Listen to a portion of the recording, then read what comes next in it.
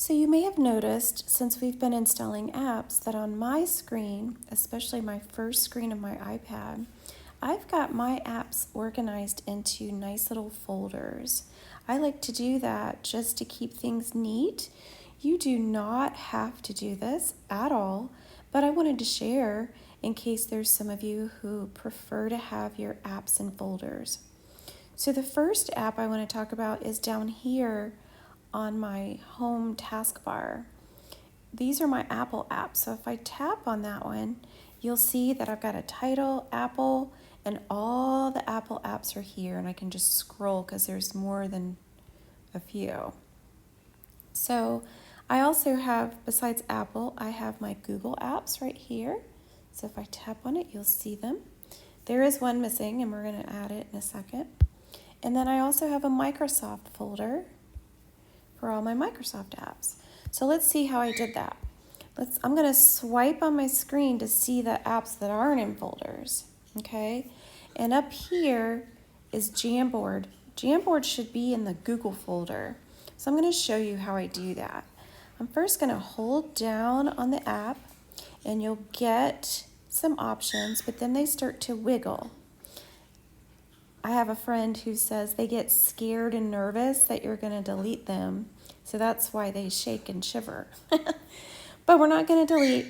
I'm going to hold down on Jamboard now that he's wiggling.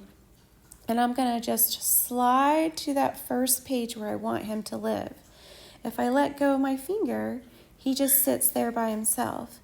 But I want him to live in the Google folder.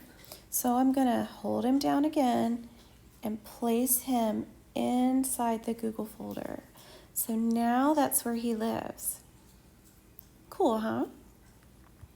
So let's say now that I'm done with that, I can click done, or they'll just keep wiggling.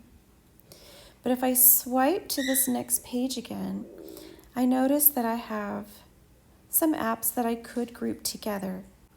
So for instance, I've got Book Creator, and I've got Toontastic.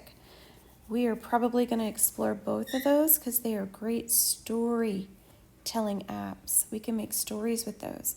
So if I want to group them, I'm going to tap on, let's say, Toontastic till he starts to wiggle. And I'm going to place it on top of the Book Creator app so that now they are grouped.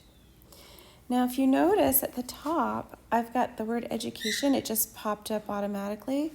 But if I tap in there and erase, let's call these story apps.